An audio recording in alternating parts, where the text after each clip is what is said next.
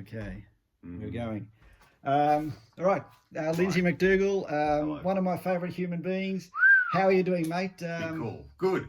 Very good. I just came off air. As you can see, I've just come off air. I'm right here in the ABC Illawarra studio. Thank you very much, man. Yeah, I really appreciate taking some time for me. We're here to ask you about your favourite rock T-shirt. I know. And this is not really it, but it kind of is. I don't know. I wear lots of shirts, from,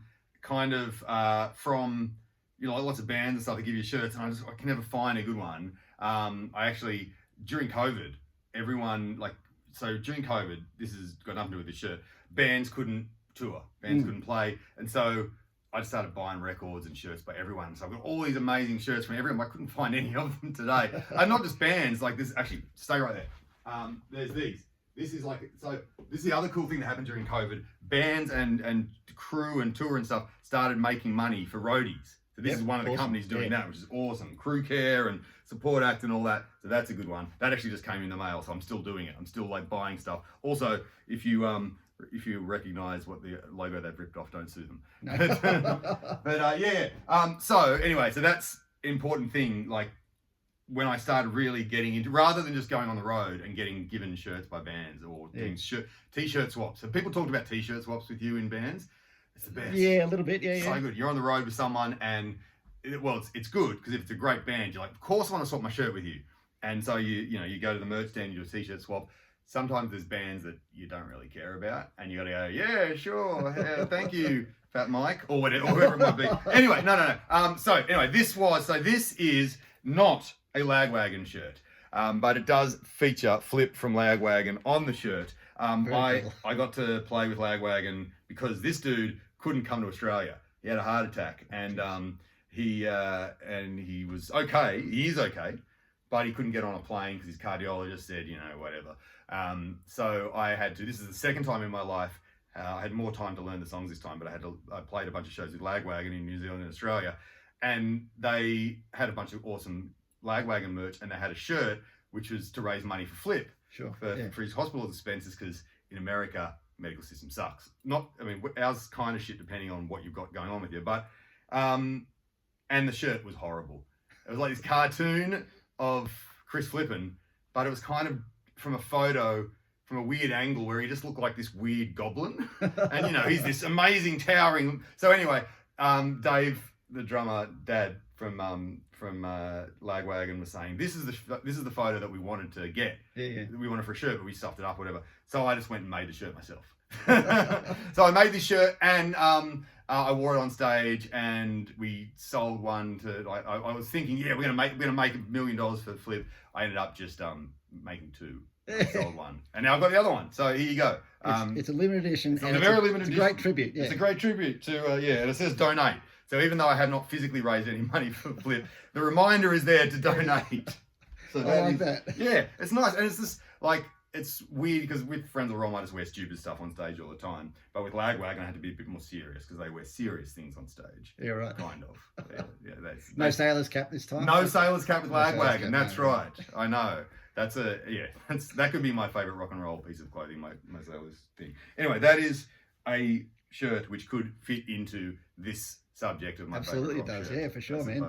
These ones though are also good. Do I get to show them off? Absolutely, yeah, go. So in fact, you reminded me of this because you said that you saw a show of Frenzal's, and I was like, it was like wearing every single shirt that ever been made by Frenzal. It was like a magic show. Yeah. It was like, I think it was some anniversary or something, and so I found all of these. So we used to have a storage locker in Alexandra in our rehearsal studio at Troy Horse, and these were up the back. And when we got rid of it all, I asked our manager and asked Jason, and he said, I don't know, just keep them. So I did.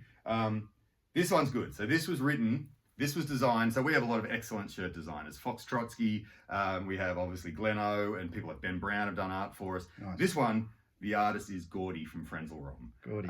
So this was drawn on a napkin when we were drunk somewhere. Most things are done when we're drunk somewhere, but that is him just drawing all of us. And that was I wash and can never be clean, and which was something we used to say a lot because we were very dirty people. Rendered in feces foreman, and McDougall sleeping in a pile of shit, which suggests by those jokes it was probably 1999, 1998. We were touring with the Blue Meanies in Chicago Yep. designed that. That's an old one before I was in the band. One of the first ever Frenzal Rhomb shirts. I remember seeing that one. Yeah. With the origins of the name on the back. This one, okay, so I joined the Frenzal Rhomb and we played Pushover Festival. We just released Punch in the Face, which was excellent. So we were getting played all over Triple J, which was wonderful. Then we went and did an interview on Triple J with Calamity Jane Gazzo, and we were absolute dickheads to her on the radio. And we didn't even know she was a vaccine skeptic back then. And this is 1996. And then the producer, Chris Thompson, came in and said, piss off and don't fucking come back. So we had it made into a shirt, which Chris Thompson used to wear every time we saw him, the bloody legend. That's cool, man. It was the best. Yeah, Great story. It was cool. Yeah. That was that. We also wrote a song. Actually, what song was that from? That wasn't from a song. I don't know what that's from. It's like a shit. Wasps on a shit or something? Oh, like feces, shit symbol. I don't know. Yeah, I can't remember what. Very Bon Jovi-esque. Yeah, is it Bon Jovi? Yes, there you go. This is our Bon Jovi shirt. There you go. Living on a shit, I think was the name of our single back then.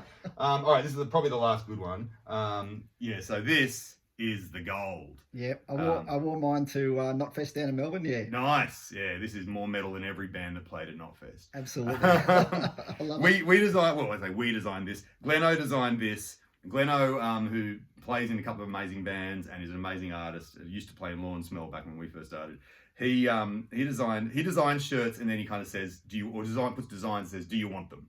So the Tintin design that we had, and I think even the Shane Goes to TAFE Descendants one, he drew and then said, hey, do you want this? Yeah. And so same with this, and it just seems so appropriate. I can't remember if Pella Waits was his joke or ours. That doesn't matter. But anyway, it's amazing, and Slayer pisses Slayer fans off, which is great. It pisses people on both sides, Slayer fans and religious people. Although, as you know, Tom Araya is very religious these days. So anyway, this is great, and we raised like $10,000, I think, all up for Bravehearts for a very important sort of children's safety charity. Yep. Against this guy and his religion, which is kind of the opposite, or at least in the way he practiced it, the opposite to children's safety. So that's excellent. I love that, man. That's great. And it's so more metal than we'll ever be.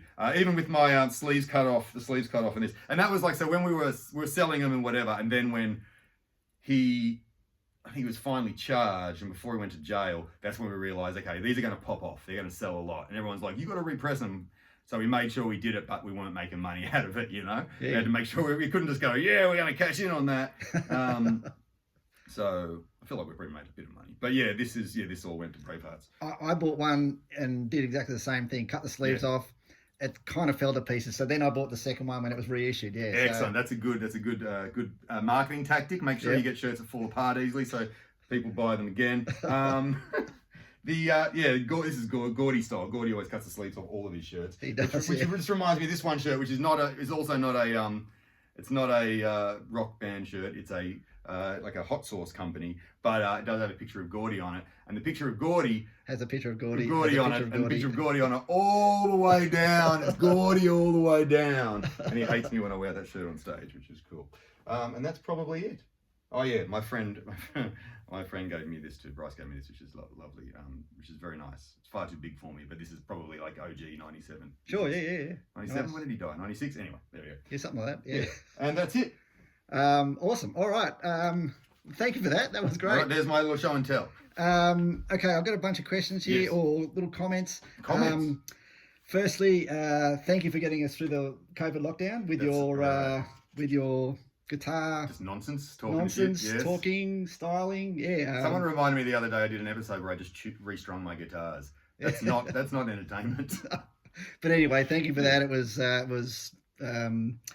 really helpful in a kind of difficult time. Yeah. Yeah, it was. All right. Do you have a favourite gig that you've played like in with Frenzal, or you've been to, and just been in the audience? I actually said the other day that the favourite gig I've ever been to was a couple of weeks ago when I went and saw Chris Isaac at Day on the Green, just because he was so good. He was so good. Chris Isaac, schmoozy lounge singer guy, but his show was so good. And also I'm 46 years old, so I'm into much more soft music than I used to be.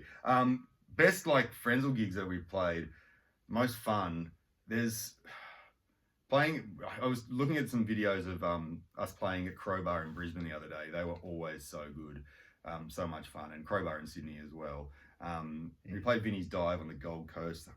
Maybe that wasn't that fun. I don't know. It was pretty good. I really like those filthy little shows. I mean, I love the giant shows as well. Do you remember the Collector Tavern at Parramatta? Oh, which time? The time that when the you played with clowns. Oh God, I don't know. I played with clowns a billion times. Well, you mean the time we played with clowns and they drank all of our rider? Was it that time? I think it was. I don't know if you can. 2014. There was one time we played at the Collector Tavern, and it's called the Collector now. The stage barrier looked like a bike rack, and everyone's knees fit perfectly through it. And it was just the most dangerous thing. Like first song, and we were like, no, you have to move that away because everyone's knees are going to break in that. It was very bad. Well, that wasn't there the last time I saw you play there. So it was just the stage and that was it. It's kind of set up like it's sort of almost like partitioned off the venue, and you can sort of push your way through with some kind of soft to the other areas. But yeah, very funny. Always very funny shows. Yeah, yes. that was. I'm not going to say Collector Tavern at Parramatta was my favourite show ever. Though. No, but like it. I've seen you guys a bunch of times, like the Metro and the Crowbar and Wollongong Uni. It's always so much fun. Yeah, always great times. We did a show at the Brisbane Crowbar once where we had a jar or a cup. It wasn't a cup. It was like a bucket of. And basically people could put song requests in it, and we'd pick them out and play them if we knew them. And people were putting like not even our songs or whatever, and that was very fun as well. Yeah, we played some very ridiculous shows that have been. Pretty fun. You always seem to start your gig off like with a cover of something. A cover of something. Like you play into like a cover of Australian Crawl or. Because bands come on to intro music, and we started playing along to whatever the intro music was. Yeah. And then we just started singing along, and blah blah. Just went on from that. I don't know what song it was first, but yeah, it was like basically if the intro music's on and I know how to play the song, it's more fun just to play it. Absolutely. Yeah. So, yeah, it's cool. The last time I saw you was at Good Things Festival, and you actually handed me a set list after the gig, which was bloody awesome. So thank you for that. That gig was just off tap. We were Good Things. You mean the Sydney Good Things? Sydney one, yeah. We were fairly aware that Limp Bizkit were playing at exactly the same time as us. And our fans, as much as I love you, you're also Limp Bizkit fans. Don't deny it. And so but that's fine. Like whatever. So we were just like, pressure's off, whatever. But yeah, heaps of people came, and it was great, especially the Sydney one. And we're on that that nice kind of area away. The area was kind of small, but kind of big at the same time. Like it was easy to fill up. And that was actually really fun. That show. And you got up with Pennywise. Yes. Was that organised? Another situation like this, where Fletcher called me. I'll find the text. Fletcher called me.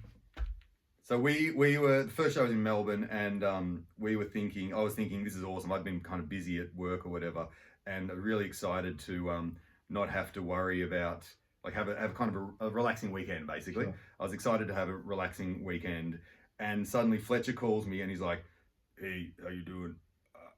I can't move. You reckon you could play for me?" I think he texted me that first. I'm like, what the hell? And basically his back was so stuffed up, he couldn't move, as he said. And he would have to, he wanted me to play the Pennywise set. Sorry, I'm just looking at the number at the same time. Sure. And so basically I had to, so I learned all the song. I learned the whole set that morning. I was at the airport listening and writing little things on the plane, writing little chords down, listening, then I didn't need to play at all. He was fine. But then, so he let me go up. We did Bro Him in the first show, and then got up for those other songs, Land Down Under, and those little No Effectsy tunes that they played and stuff. Yeah. It was pretty fun in the end. I must have deleted the text. Oh, anyway, it was interesting to see myself just see if I could learn those songs really, really quickly. Like they're all in your head. Yeah. Everyone knows Pennywise songs are all in your head. But it was fun to have that kind of the countdown on for me to learn them. Sure, yeah. I can't find the text. Next thing is doesn't really need a reply. Just it's a statement. Gordy's such an underrated drummer. He's awesome. Yeah, the only person the person that underrates Gordy the most is Gordy. Yeah. Like he just doesn't understand how bloody. Well, he does. He knows that he can play stuff, but he just get it. He should play. He should just go out and play in every band. He's just ridiculously so good. Yeah. All right. Your favorite Frenzal Rhomb album? to cover Pestilence. I listened to it the other day. It's bloody great. Yeah. Although I also listened to Sanssouci the other day, and it's pretty good. And I listened to Forever Malcolm Young, who put the re-release out, and that's okay. There's some good songs on it. There's too many. Man Is Not a Camel, is that up there? That's or? fine. Fine. Although it is 25 years old. This right. Actually today, I think it mimight be someone. Rosie Beaton from Triple J texted me last night because we were doing this thing on Double J, and she goes, "Can I play Home and Away from Dick Sandwich? 30 years release this week, right? So this week, 30 years ago, Dick Sandwich was released, and I think she played Home and Away, because someone requested it on Double J. But so there you go. Dick Sandwich 30 years ago this week. Favorite non-Frenzal album? Oh Jesus! I always listen to Victory Lap by Propagandy, which is still absolutely excellent. So that's the first thing that probably comes to me about with that answer. Yep. All right. Almost there. Any starstruck moments, like meeting anyone? I thought you were going to say Star Trek moments. Any Star Trek moments? Yes, no. I've been beamed up many times. All the time. Yeah. Like I get really kind of nervous about just being around generally people that are, that I think are awesome, because it's just like I feel like I shouldn't be around you, and yet here I am, doing awesome stuff. Like that's how I'm feeling now. I can't think of like the last. I'm sure there was times. I don't know. Actually, I was in this room. I did an interview with Tex Perkins and Matt Walker were here from the Tex Perkins band. They came in, and he's a tall, big, imposing guy, and I was like setting up the microphones and stuff, feeling quite. No, actually, it wasn't starstruck. I was just shit scared that I'd stuff it up. All right. Most memorable gig for the wrong reason. Jesus God, the most hospitalised band in Australia. Yeah, all right. Gordy breaking his leg was pretty bad. Yeah. That was a pretty fucked up gig. Except it was his arm, not his leg. It was his arm, and it was in Perth, so that was horrible. But then also it was kind of funny. Actually, also in Perth, I had food poisoning, but I was on these Imodium things, so I didn't shit myself on stage. Actually, in South Africa, I also didn't shit myself on stage, but Gordy had poisoned me and Tom, our old bass player, with laxatives. And so... Hijinks? Yeah, no, just on tour for too long, and Gordy just didn't know how to have fun without hurting other people, I think. But yeah, so I'm pretty sure I didn't shit myself. We're playing in Cape Town at this basketball hall, and stage was at one end of the thing. Backstage was there. The only toilet was all the way around the other side of the crowd, and it was the worst. And so Tom and I both, I'd only been poisoned with one, or dosed with one laxative. I think there were 4 in my burrito. Don't get any ideas of kids watching. No, don't do this. It's horrible. It's dangerous. Yeah. The funniest bit was we were driving down the road, and Tom had been given one by Gordy. Gordy said it was a headache, like a hangover pill, like a painkiller. And suddenly, Tom realizes he's like, "Gotta stop the van." So he's running across the road, and this is South Africa, where there are fucking monkeys and chimpanzees. Like we're literally seeing chimpanzees or orangutans up the road. Orangutans are not in South Africa; they're in Borneo. Anyway, maybe chimpanzees. But and Gordy also had a BB gun on this tour. Oh jeez! And so Gordy shoots Tom from across the road, and in my mind, I don't know if this actually happened, but he definitely shot himself once he got hit by the BB gun, and you can almost see the shit running down his leg. It's terrible. Sorry, this interview's devolved. We started off with such lofty ideals. So yeah, that show was possibly not my favourite show in the world. All right, that's good. And which means Gordy deserved to have broken his arm in Perth, I suppose. Okay. Now, you've just announced you're doing some European dates. Yes. Are you a good traveller when you're flying? Oh yeah, flying's the best. Yeah, I love it. Flying's when no one can bother you. Yeah. Flying's when you got nothing to do. You just got to sit there. I don't want the internet when I'm flying. No, I don't want other people to. I just want to sit there. Back in the day when I drank, get drunk and pass out, or sit there and just watch movies, watch bad TV shows with no consequence. It's like free time. Exactly. You can sleep for a bit. You can, all that stuff. I love traveling. It's awesome. Yeah, it's the best. So whatever that 27 hours in a plane or whatever will be absolutely lovely.